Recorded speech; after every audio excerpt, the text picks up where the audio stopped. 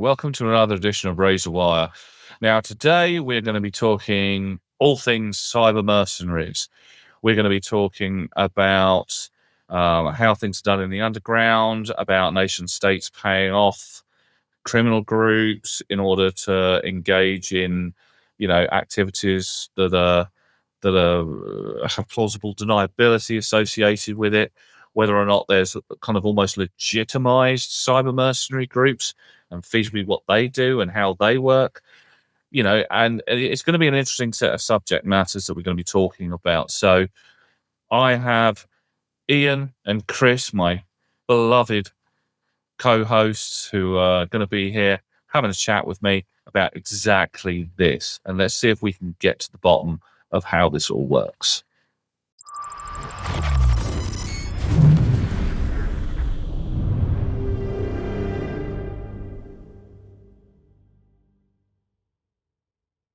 So as usual, I have Chris and Iain, and today, as I just mentioned, we're going to be talking about cyber mercenaries, the criminal gang side of things, the fact that nation states have been funding them for a while, and some of the details that we've had recently in the last couple of months with, specifically, for instance, the Vulcan files, where it came out that a legitimate information security company in a particular country who may or may not be having some kind of altercation with another country nearby up in the northern part of the hemisphere, who speaks Cyrillic,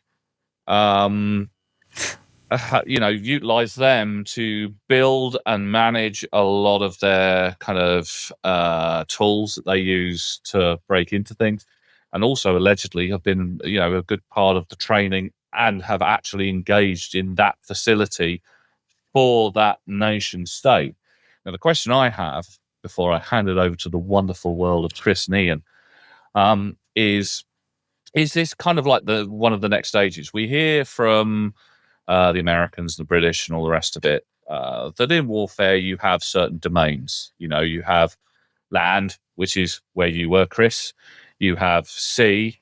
You have air, which is Iain, who was part of the RAF. I'm going to let them argue over who was better and who wasn't. But there's been a lot of discussion for a long time now about the fourth domain, which is cyberspace. Now, in some countries, they roll it into like the Navy, or they roll it into the Air Force, or, and it seems to be evolving to the point where it's actually kind of becoming its own kind of, area now.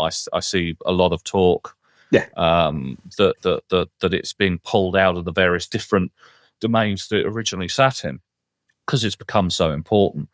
But the question I have is, I mean, we have people like the Wagner Group. We all know who, the details between them recently, who get paid by nation states to go and get involved in altercations with other locations. And I'm not stupid enough to think that there's a lot of other similar types of groups around the world who deal in the same kind of way with countries in the Western world, and potentially, obviously countries in other parts of the world, and obviously they tend to share locations as well. Now, are we looking in the future at there popping up companies like the one outlined in the Vulcan files, or Vulcan as they were called, but in the Western world, or is it already happening? So, who wants to start? I mean, it's definitely. I know Iain wants to start, but I'm never going to let him start first. It's definitely already happening, isn't it? Even from many years ago, just sending out bots on marketing and bits and bobs and getting people's opinions and trying to sway votes and the bits and bobs, and having an impact on social engineering side, that's come from a nation state. I'm not saying it's true or no one knows, but the elections, US elections, heavily reported to be infiltrated by our friends up north, and swayed votes and swayed this and swayed the whatnot. So yeah, it's definitely happening on a social level, which we can see, as opposed to no government's going to kind of admit that the national grid's been hacked by a mercenary group living out of a basement in Chiswick, I don't know why I picked Chiswick, but Hotbed, that place, hotbed, full of hackers. Yeah, unfortunately, Chris is right. It has been going on for years and sorry, years. the internet cut out. There. Can you say that again? Chris is right to an extent. You can never quite let him have it, can you? No, God, no. I'm trying to think. Like, it's been going back since the late 90s when it's all kind of the internet came from fruition from there. So you've got like things like, was it Kosovo? Like in the early 90s, they were the NATO's public affairs website was taken down, although not related to Kosovo, it's sympathizers and stuff like that. So you've got like state actors using mercenaries or hacker groups and stuff like that to push their information operations. I think it comes under the banner of cyber warfare in terms of like that through that channel as well. So I mean, if you look at it, it still follows the same TTPs of traditional land warfare, but they just, as in, use mercenaries when you can, although a certain red state that didn't work too well past weekend. But yeah, it's still the same premise. It's just a different plane to put it as. So it's not the physical; it's more the digital. That's where it's happening. But they do turn that digital into physical, don't they? And you can do so. Yes. Let's look at the what's the big one there with HIC cameras, for instance. The back door that they just found into Hikvision cameras. Yeah, the RCO has just said. Yeah, that are plastered all over our government. All over our government buildings. And then you just got a mercenary group from China, let's say. I think maybe jumping in and just watching us and taking intel for no reason. It could just be watching people walking to work, but that's you're going back. You're going back to the Cold War. You're watching people again. I know. You're going back to Cold War tactics. Yeah, you're going back to Cold War tactics, but being able to use digital. Well, I guess in many respects, I guess the reason I ask is, I mean, we've known for a long time now that certain nation states and a number of nation states have engaged criminal gangs to do this piece of work. But as we well know, a lot of those criminal gangs aren't particularly reliable at the best of times. And in a world where we do have far more reliable groups that could perform the same function, are we going to see, militarization or private militarization of this particular space, the information sort of sphere, from legitimate companies? Because I things like Vulcan, for instance, we'll have to use them as they're the main one we've had information about. They're doing business legitimately, allegedly. They're doing business legitimately with some of the key organizations within that region. Why? And they've got all the same capabilities and could even be much better funded in a more legitimate fashion. So why why wouldn't this be done elsewhere? I mean, obviously leave the clandestine stuff down to the really stuff that stuff you really don't want to get associated with, down to some of them. But you could easily kind of level a lot of the kind of what am I trying to get at? You can level the playing field quite a bit with a legitimate company who you can say, no, they're just here for defense. We all know they're not. There's all kinds of defense. There's more passive defense where you sit there and you hope your defenses will hold, but then you have proactive defense, a more proactive defense, which is where you go out and you do them before they do you. You're the military guys, come on, militarize.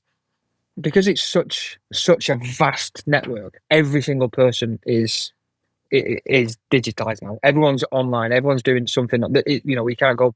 We're not getting information by watching people. And because it's so big, I think that's probably one of the reasons to use mercenaries, is because if you have if you have a section or which we, I'm sure they do have, that focus on targets A, B, and C. But what about the rest of them? How do we monitor them? And we get the cheapest possible people to look at as much information as physically possible. I'd say that was pretty much the bulk of it. Basically, what you're saying is it's just the government being the government as per usual, whereas we don't have the resources or the funding to do it. So let's get a contractor in who's bidded the cheapest amount and will give us a shocking service in the process. They'll give you a shocking service. The trains, for example, it's the same principle.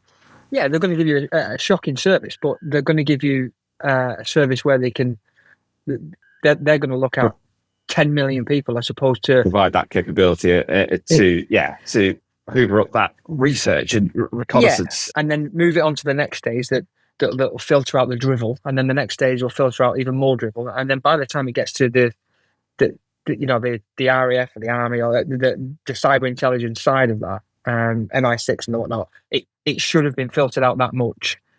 That it's actually got legitimate targets. Yeah, it's actually worth looking at. Granted, with that though, you're going to miss. Them filtration levels have got to be governed and run properly, and I think that's probably where the downfall is. The major downfall. What you're on about there, it's the filter. So that's in the physical plane where you're on about, or potentially. Then you think about it from the digital plane. Two planes essentially. If you think about it, the law of armed conflict, which basically governs of how, when, and where you can strike. It's basically the set of rules of don't shoot people parachuting down because they're they're in a vulnerable state. But if they start shooting at you, fair game, shoot back. It's those set of rules that are put in place. With the digital plane, now there is. Whereas you can do a kinetic strike, you can do the BDA, the battle damage assessments and stuff like that prior a strike and say, there's no schools, hospitals, great, we're not going to affect any of that. The issue then I've kind of got off track here, but the issue then with the digital, you don't know the full knock-on effect because you can't do the full BDA. If you knock down, say, the colonial pipeline thing, that affected schools, and it had a knock-on effect. And now it's not within lower. I admit, you pesky people from red kind of flag countries aren't going to follow that. But but you're always going to. What you are going to invite is more of that activity by using the mercenaries and stuff like that. The guns for hire, who technically, yes, the LOAC does actually. As does the Geneva Convention, still apply to them, but they're not going to give two hoots about it anyway. So you're going to have a bit of a more of a if they're given free remit, whereas you're saying just gathering. But if at the end of the day they're going to turn around and say, "All right, you've chosen the targets, great, go do what you need to do. Take that, nuclear power plant offline for 5 minutes or something like that, or colonial pipeline." There's going to be more of that where it doesn't fall within the lines of the LOAC itself, and it's going to end up harming the innocents as well. Yeah, no, it is, but you're always going to get collateral damage. Within war, and a physical war is although a physical war and a digital war are two totally separate entities, they're pretty much the same, aren't they? They have the same end goal. So using mercenaries to take down the UK, for instance. We're gonna focus on supply chain. We're gonna focus on national grid. So you get a mercenary hacker group. Can you infiltrate the national grid and shut down the power to the UK, which will stop any military will dampen any military invasion to wherever. That's going to hit. But it's also going to affect schools and hospitals. But you're not aiming for that. But you can't have one without the other. I try and remember what LOAC says is a term, and it's measurable and proportional action. It's along those lines. So in terms of if you're going to do a strike, and that's the one issue you have with when you're conducting cyber warfare, be it from a mercenary or a national state, you can't always know what the end result's going to be. Yeah. Because you don't know if you're going to, like, because if you sit with collateral damage assessment, I had to call it BDA, that's after, obviously, idiot. But if you do the collateral damage, you can say, I'm going to say, plonk a good, great big bomb on this. From the jet, great. Happy days. Explosions this wide, it's going to affect this radius. It's going to be contained to here. There's no schools. There's no hospitals. It's definitely not that. It's a legitimate target. It's military use, etc. like that. You don't get that because you can say, yeah, we're going to do that. If you look at Stuxnet, you think about that. That was targeting one. Was it the spin of centrifuges just to kill them off by a degree or something like that to then really mess up the centrifuge itself? That Stuxnet, the way it was written, was self-propagating, wasn't it? So it just constantly was on the hunt for a new environment. I go, have you got the X, Y, Z? These are my parameters. If you have, great. I'm going to do my business and knock off these centrifuges. That itself is not within the Stuxnet. If you think about it, it's not within the to come on the low act because it's gone past that boundary of this is our target. We're actually after these centrifuges, but then it's self-propagated and it's carried on. And it ended up impacting businesses and stuff like that, didn't it? Because the way it kept going and going. So that in itself, falls out the bounds of the LOAC because it's not proportional. And I really have to Google it, but it's not down to the target. So back to the point of using cheap, Bob down the road, mercenaries type thing, you're going to get more in my eyes, more and more of that type of thing happening, and it's going to hinder further down the line to more innocent people. I know. Yeah, I know that you're always going to get collateral damage part of war, which is but you've got to take steps to minimise that.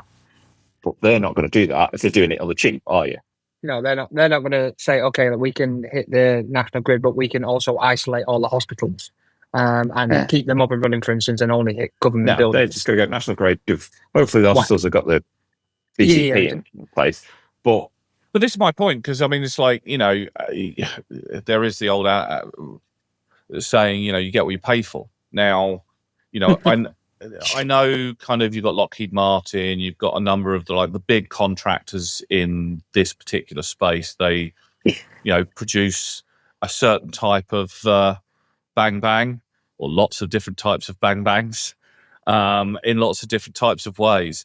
Why wouldn't they have units, for sale to create either the software that can do what you've just kind of described, but in a more targeted way, quality solutions and providing quality people?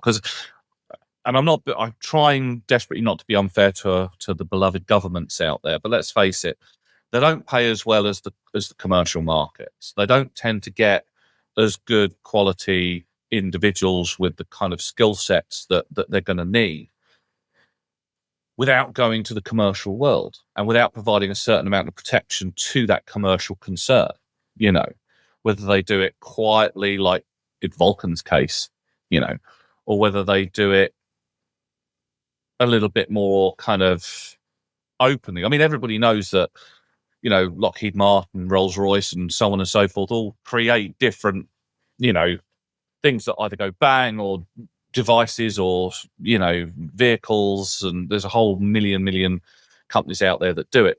And the government doesn't seem to, I mean, you were in the military, you probably know better than I do. They don't tend to scrimp quite as much as when it comes to, that kind of thing, as opposed to who's going to look after our NHS database, where you normally get someone like an organisation who may or may not have found themselves in hot water recently because they didn't look after their defence in depth section that says third party and third party assurance, which, for me was a bit of a laugh considering the amount of money they get from government contracts.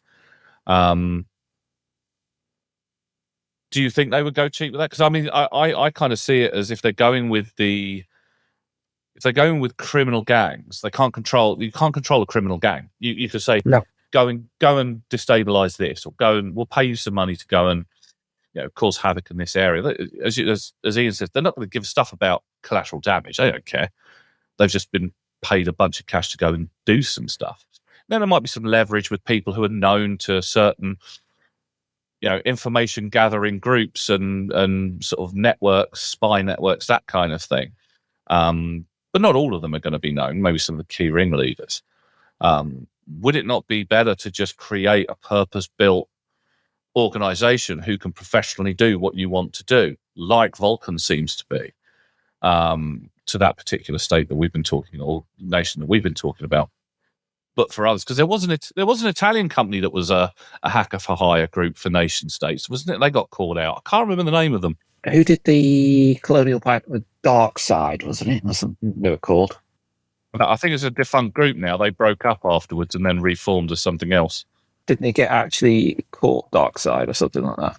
Was it Conti and then they split up? Because obviously we had the Conti files, which told us how criminal gangs kind of work behind the scenes, which was very much like an organisation.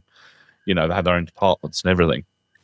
They had their own bloody HR people, which is quite laughable when you're considering what they get up to and the areas that they kind of work in. But no, I just see that a criminal gang. Okay, you're going to get some really good hackers in there. It's in their best. I don't like calling them hackers; they're crackers. But for want of a better term, you're going to get some really good talent in there, but you're not going to be able to control that talent if you're kind of engaging in anything, a cold type of engagement or an engagement of destabilization or misinformation. I mean, look at Cambridge Analytics, who were implicated in all the jiggery pokery around. Around the elections, turning 5G mums into Trump supporters and all that jazz. Yeah. Yeah, and just ripping everyone's data, just taking it off and selling to the highest bidder, which I've got no problem with. Obviously, I was about to say you're on board with that, though, aren't you? But I guess in many respects, when you look and you analyse the type of engagements that you're going to be doing when you're doing cyber warfare, you're going to be preempting a lot of the more direct stuff with that kind of stuff, destabilizing, social infrastructure, seeding, seeds of dissent, that kind of thing. It's a lot easier to do that nowadays than it feasibly was, say, during World War II, where you'd have to send people in physically who would then, cause havoc and what have you. Nowadays, all it takes is a number of people to put out a deep fake of, the Prime Minister doing something terrible to a pig's head. Well, I actually know that actually happened. That was real. Yeah, that was real. But a Not deep just fake. A Black Mirror. All I'm saying is you want a professional service, and if it means a lot to you, you're not gonna pay the clandestine people. You're going to pay the people that are going to do what you want them to do when you want them to do it. I think, or am I completely off? Because I mean, if you were to go and get the services of a traditional mercenary group, like the Wagner Group or whatever, you go. I take it. I not having walked in that circle. Great catering. Isn't that how they started, as a catering group? Something, and then just a hot dog vendor or something like that, and then they end up becoming like one of the largest mercenary groups in Russia. It's crazy. 50,000 people. I presume you go in, you have a chat with somebody, you say, this is what I want done. I want some protection when I go through here, or I want you to go and, if you're a nation state, I want you to go and support these troops over there. They will then come back like any company and say, okay, that'll cost you X amount with this amount of soldiers, this amount of kit, this amount of support, yada yada yada, and all the rest of it. You pay your money, and then they go and do what you pay them to do, maybe with a bonus at the end of it if they do it well. Is that roughly what occurs? Pretty much. I mean, so I would probably move away from the Wagner because that didn't go according to plan. No, obviously, but a mercenary, any mercenary group. We'll just take Libya in the last 20 years. How many different rebel groups have the US and UK government backed to overthrow the government regime and then gone, yeah, well done, thanks for that. Oh, actually, you're not very good. We need another rebel group now, and we'll back you. And then until they find the one they want. And that's not, that's I'm pretty sure that's public knowledge, unless someone's been living in a cave, literally. Yeah, no, it just seems to me that, if you're going to be doing this kind of thing, you're going to have the reliable people and the people who just sow chaos. And you're just going to go to the people who sow chaos and say, here's a load of cash, just go and cause trouble. Just go and cause as much trouble and as much noise as you can. Try not to get caught. See you later. Take your, 10 million quid.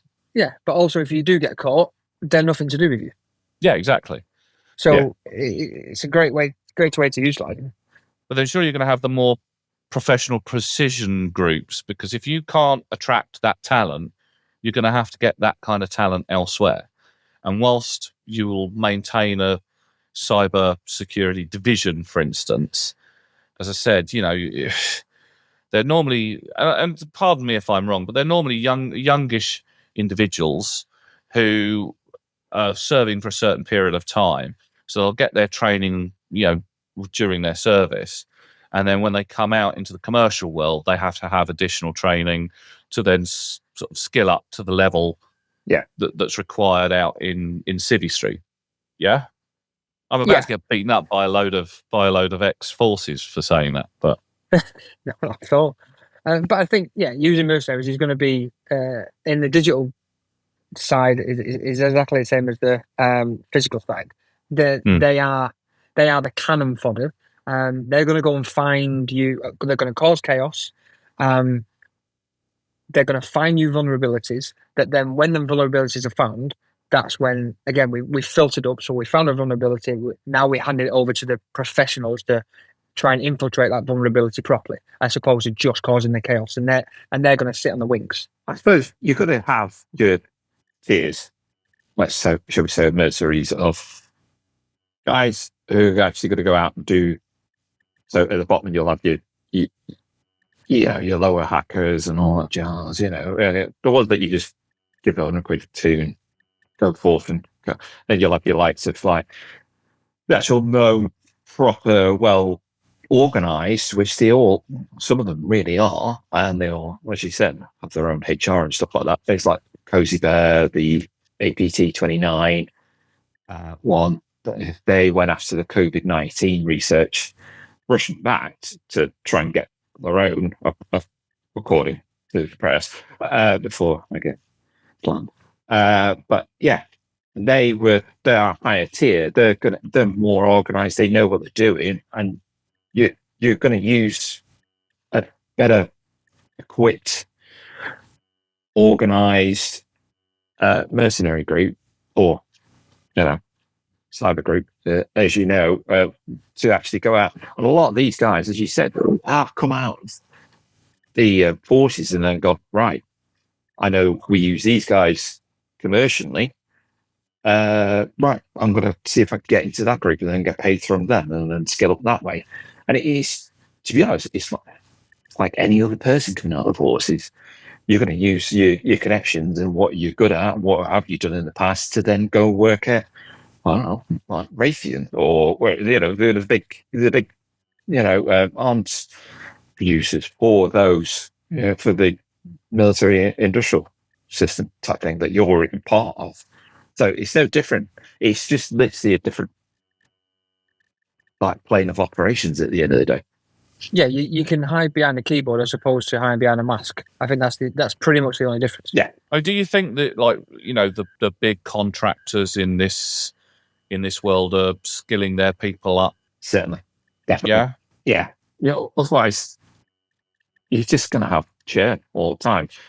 It's like running a business, isn't it? You don't want to lose your good people. So you want to upskill them, make sure that they stay, give them the support and stuff like that. They are run like businesses, these bigger mercenary groups. So you are going to ensure that they've got the right equipment, the right skills, the right tool sets for doing these kind of operation.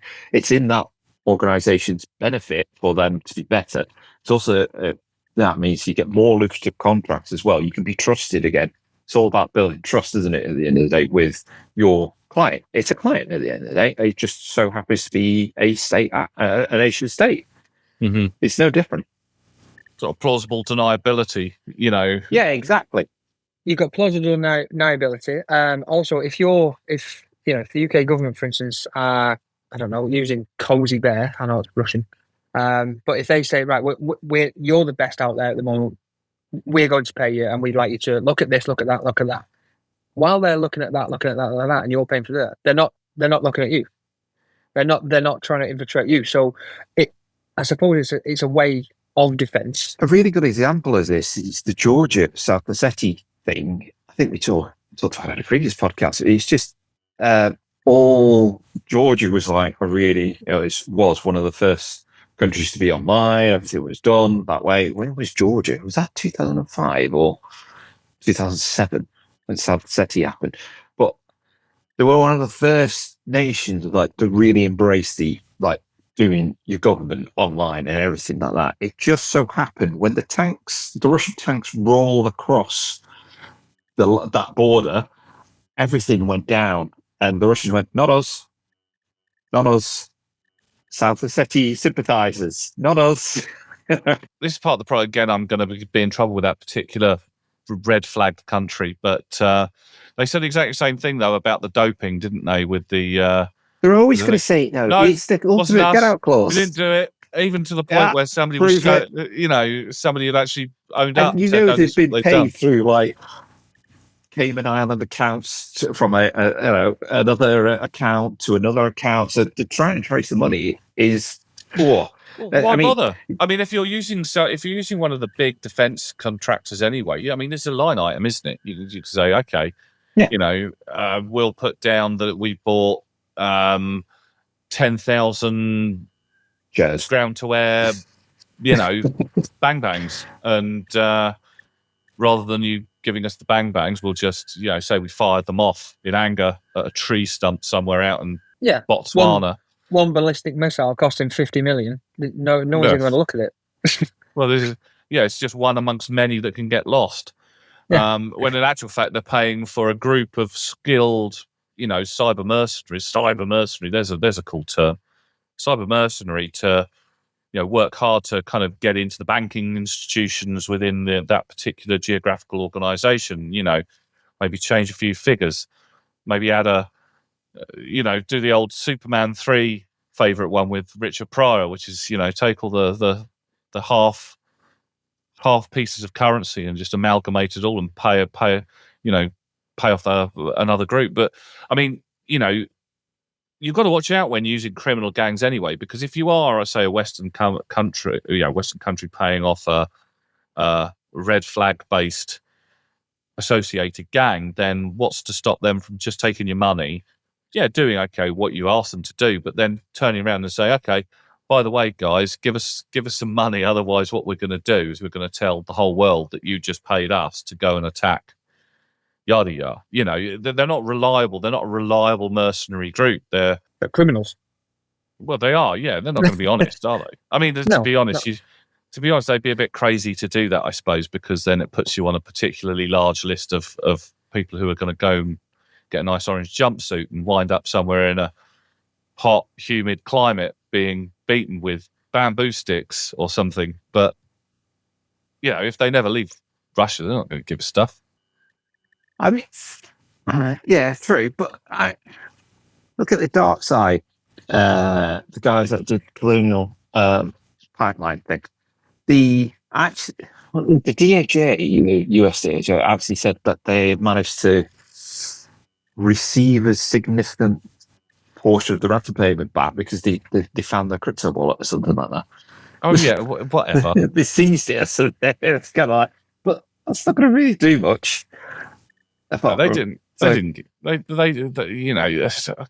think one of the things that I laugh quite a bit about in this space is the amount of information you don't get and the amount of misinformation that's around there. Let's move over to that sort of briefly. It's like, look at the various different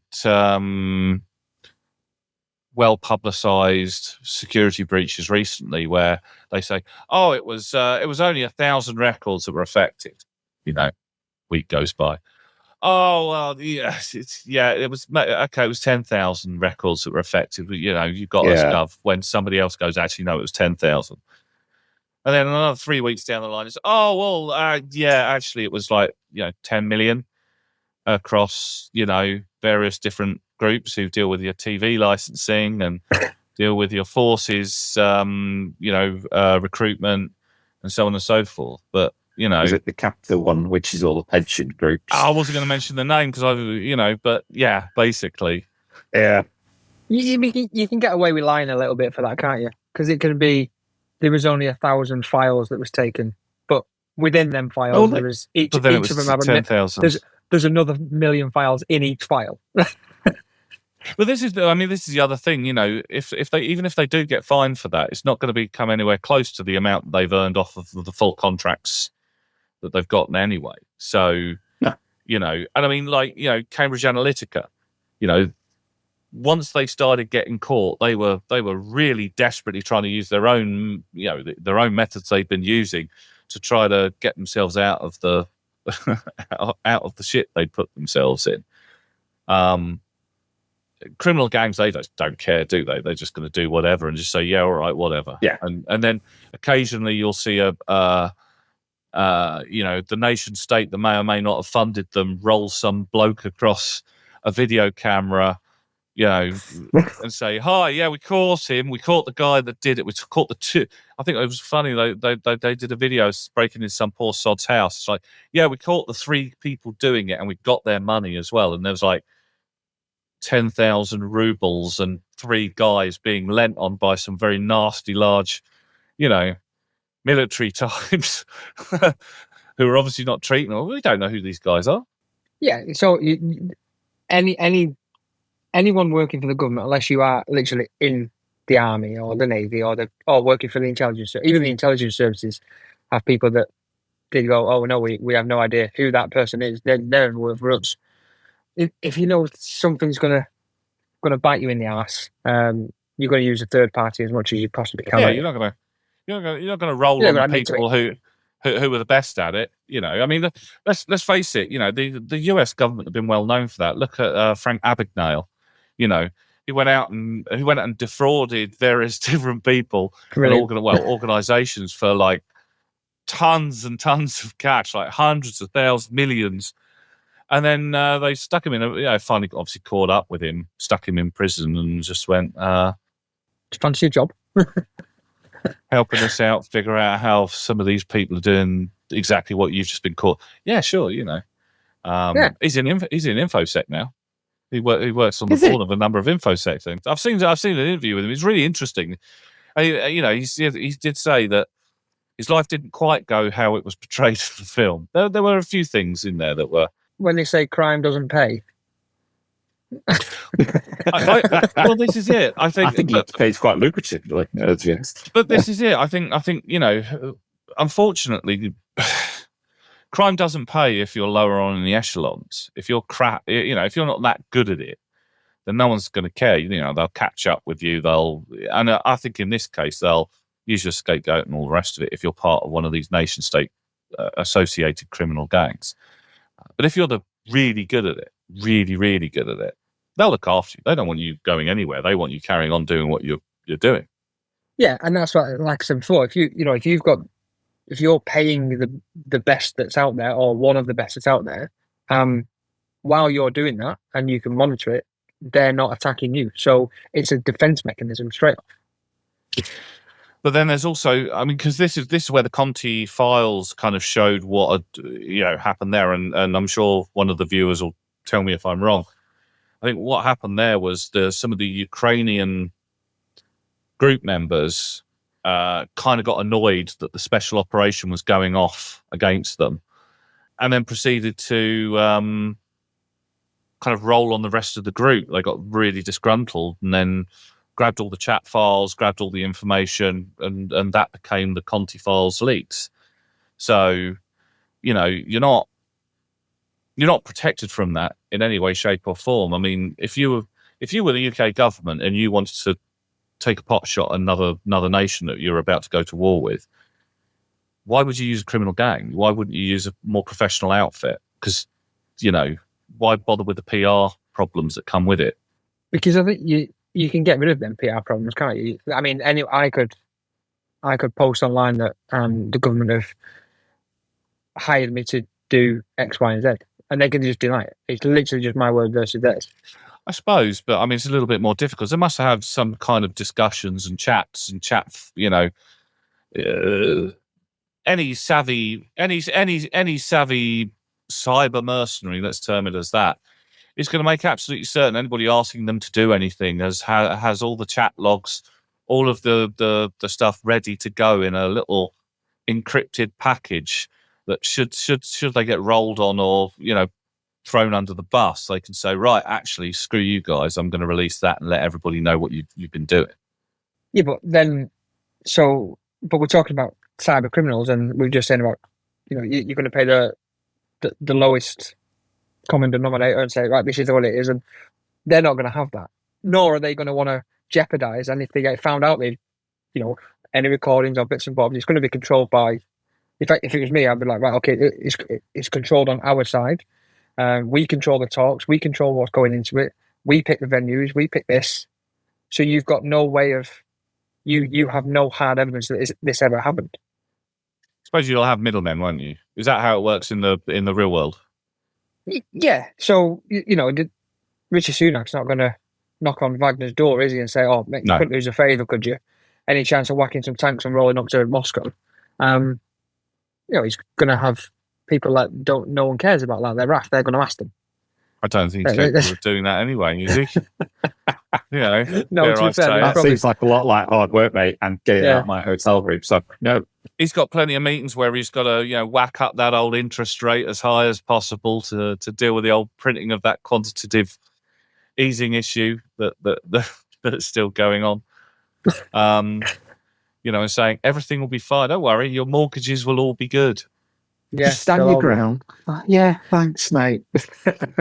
I mean, to be fair, he is standing his ground, isn't he? Because I think he's just lost in shares. What I mean, just 10 million off the 400 million he's worth wise. So he. Oh yeah, it must bite really hard there. But yeah, so I think he's going to drop. I think this week he's going from Waitrose maybe to Sainsbury's. That's what it is. Oh, it must be terrible. But then, I mean, do you? I mean, obviously, we're coming up to the end now, and there's been a lot of back and forth about kind of this. Do you think this is a thing going forward? Do you think there are going to be purpose-built mercenary cyber mercenaries who are going to band together and say, right, we're not going to do crime, or we might, we're only going to do attacks for money. Contracts. Yeah, you contract us to do that. And if you're part of this group of countries in this kind of region, if you're a NATO country or if you're a BRICS country, let's be fair, it'll be all kinds of people. We'll do your work for you, so you can deny all knowledge of it, but it'll cost you this and a bit of immunity. 100%. I'd be surprised if it's not already in full fruition. Not even just like the tip of the iceberg sort of thing.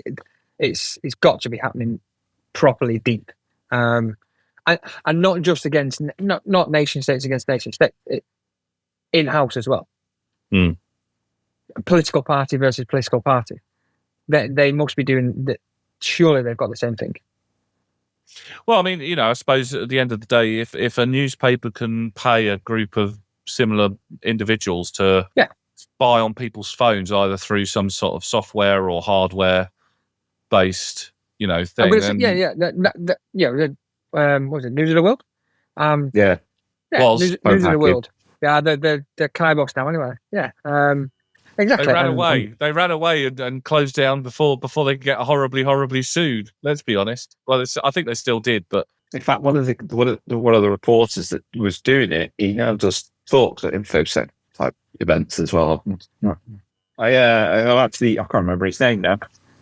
Yeah, so it goes into how they did it and what they were doing and stuff. It's really interesting, actually. He was he at ProfSec or something like that? I saw him at once.